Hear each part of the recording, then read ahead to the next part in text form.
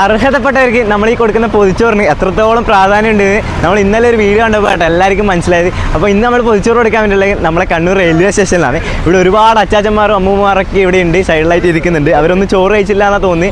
അപ്പോൾ നമുക്കിന്ന് അവരെല്ലാം മൊത്തത്തിലൊന്ന് സന്തോഷിപ്പിക്കാം കേട്ടോ. കൂടാണ്ട് തന്നെ ഇന്നത്തെ ചോറ് സ്പോൺസർ ചെയ്തിട്ടുള്ള നമ്മുടെ നാട്ടിൽ തന്നെയുള്ള ഒരു ചേച്ചിയാണ്. അപ്പോൾ നമുക്ക് ചേച്ചീനെ വലിയൊരു നന്ദി ഞാൻ അറിയിക്കുന്നുണ്ട് ചേച്ചീൻ്റെ വീട്ടിൽ. ചോറ് കഴിച്ചാ എനിക്ക് വാ. ചോറ് കഴിച്ചാ? ഇന്നത്തെ ചോറ് കഴിച്ചിനാ? എവിടെ നിന്ന് കഴിച്ചേ? കൊണ്ടുവന്നിട്ടുണ്ടോ? ഒരു നേരത്തെ ചോറ് ഞാൻ തരട്ടെ?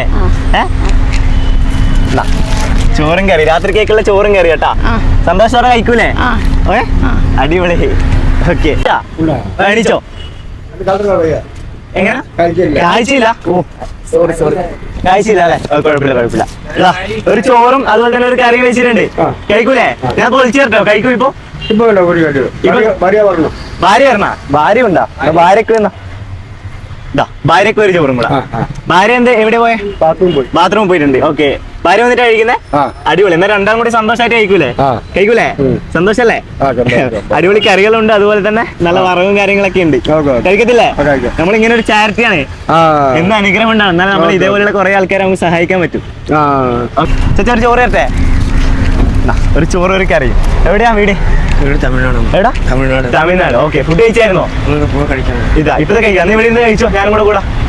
ഇവിടെ കുറച്ച് സമയം കഴിച്ച് കഴിക്കുന്നു. ഓക്കെ, സന്തോഷമായിട്ട് കഴിക്കണം കേട്ടോ. ഓക്കെ, ശരി, താങ്ക് യു. ഓക്കെ. അപ്പോൾ നിങ്ങൾക്ക് ഇതേപോലെ ചോറ് കൊടുക്കാൻ താല്പര്യം ഉണ്ടെങ്കിൽ ജസ്റ്റ് നമ്മളെ അടിക്കാവുന്ന നമ്പറിൽ ജസ്റ്റ് ഒന്ന് കോൺടാക്ട് ചെയ്താൽ മതി. എന്താ ചേച്ചാ? ചോറ് വേണോ? എന്നാ ചോറ് കഴിച്ചു.